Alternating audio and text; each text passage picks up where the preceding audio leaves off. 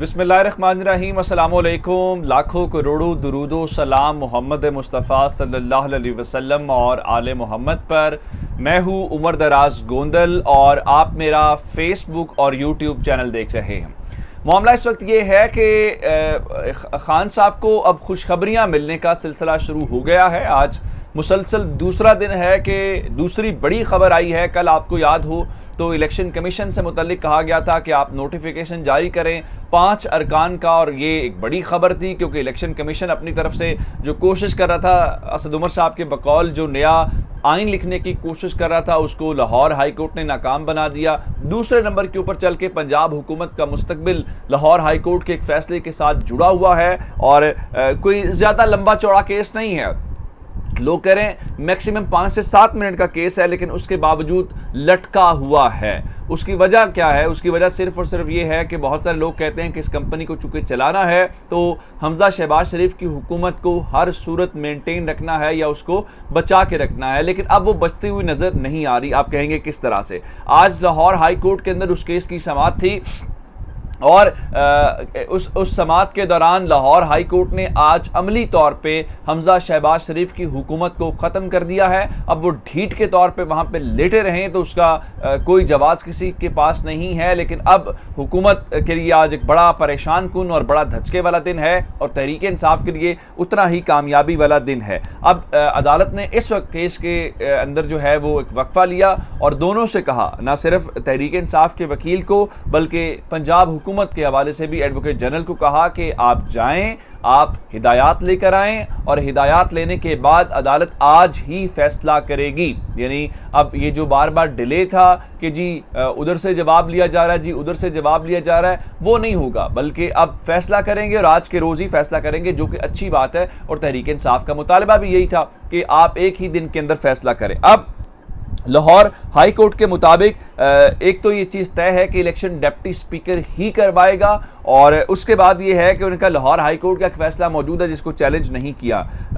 अब इस हवाले से उन्होंने कहा कि अगर आज हम उस इलेक्शन को कल अदम करार देते हैं, क्योंकि सूरत हाल असल में ये है कि जो वहाँ पे लोग थे जिन्होंने उस दिन वोट डाला था वो 25 अरकान तो डी सीट हो चुके हैं 197 में से। अगर उन 25 अरकान को ना गिना जाए तो क्या सूरत हाल बनती है, इसलिए अब इन दोनों को कहा गया है कि आप हिदायत दें। अब इस सारी सूरत हाल में उनका जी अगर इजलास दोबारा 16 अप्रैल पर ही ले जाएं और पोलिंग दोबारा हो तो बहरान से कैसे बचा जा सकता है? ऐसी सूरत में पोलिंग वही प्रिजाइडिंग ऑफिसर करवाएगा जिसने 16 तारीख को करवाई। इसका मतलब यह है कि अदालत चीफ मिनिस्टर पंजाब के इलेक्शन के लिए मुमकिना तौर पे री पोलिंग की तरफ जा रही है, जिसमें उन 25 अरकान को काउंट ना किया जाए तो उसके बाद वो कहे जी अब 25 अरकान को छोड़ के बाकी दोबारा से आप वोट करवा लें उसी सिचुएशन में जो आपने 16 अप्रैल को करवाई थी। लेकिन इसमें इंपॉर्टेंट चीज़ें हैं कि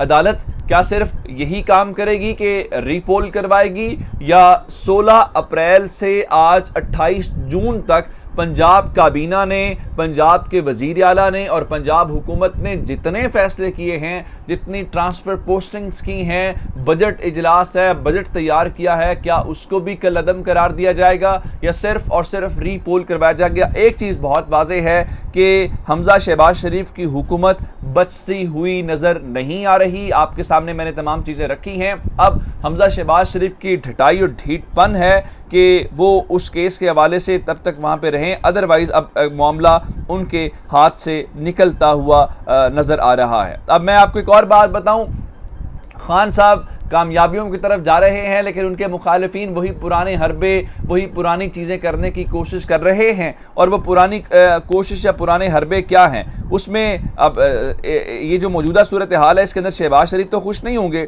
शहबाज शरीफ के हवाले से उनके अगर बेटे की हुकूमत जा रही है, पंजाब हाथ से निकल गया तो इसका मतलब ये होगा कि वफाक भी निकल जाएगा। लोग रात को कहना शुरू हो गए थे इस्लामाबाद के अंदर कि इसी साल इलेक्शन होगा, ये फैसला हो गया है, ये चीज़ें तय पा गई हैं और इसका आगाज़ जो है वो पंजाब से होता हुआ नज़र आ रहा है। अगर पंजाब हुकूमत चली गई तो आप ये समझें कि अमली तौर पे वफाकी हुकूमत को चलाना वैसे ही मुमकिन नहीं रहेगा। तो अब इन्होंने किया क्या? वही पुराने हरबे।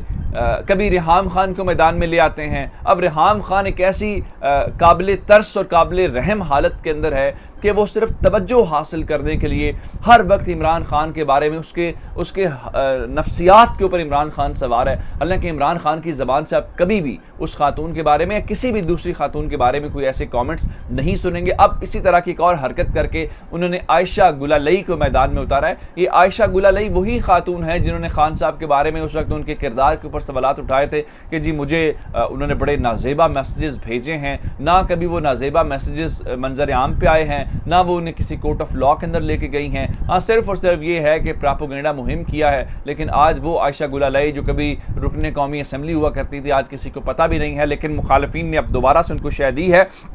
2017 के 5 साल के बाद वो दोबारा मंजर आम पे आई है और उसने चीफ जस्टिस ऑफ पाकिस्तान को ख़त लिखा है और ख़त लिख के इमरान खान के ख़िलाफ़ कार्रवाई के हवाले से मुतालबा किया। और कार्रवाई के हवाले से मुतालबा क्या किया जी, खान साहब बार बार न्यूट्रल कह के फ़ौज के हवाले से तनकीद करते हैं, इसलिए अदालत उनके ख़िलाफ़ कार्रवाई करे। अच्छा, अगर फ़ौज को मसला नहीं है या फ़ौज इसके ऊपर बात नहीं कर रही कि हमें न्यूट्रल ना कहा जाए या हम न्यूट्रल हैं या नहीं है, तो आयशा गुलालई को क्या तकलीफ़ है? ये सिर्फ और सिर्फ शाह से ज़्यादा शाह के वफ़ादार हैं। आप अगर ट्विटर देखें तो ये जो रोज़ाना की बुनियाद के ऊपर कह रहे होते हैं कि वहाँ से कर्ज लेने का क्रेडिट भी उसको जाता है, ये फ़लाँ का मसला भी उस क्रेडिट, ये सारे के सारे इनको कहीं ना कहीं से इंस्ट्रक्शंस आती हैं या कहीं ना कहीं से नौकरी कर रहे होते हैं ये बेचारे, तो इनका मसला नहीं है। अब एक और बात आपको बता दूँ, फिर असल खबर देता हूँ IMF वाली के जनाब आली 1 जुलाई से यानी आज से 2 रोज़ के बाद पेट्रोलियम मसनूआत की कीमतें फिर बढ़ने जा रही हैं। और रात को मिफ्ता इस्माइल ने हम न्यूज़ के ऊपर बैठ के ये बात वाज़े तौर पे कह दी है कि हम लेवी लगाने जा रहे हैं, समरी ओगरा भेजेगा,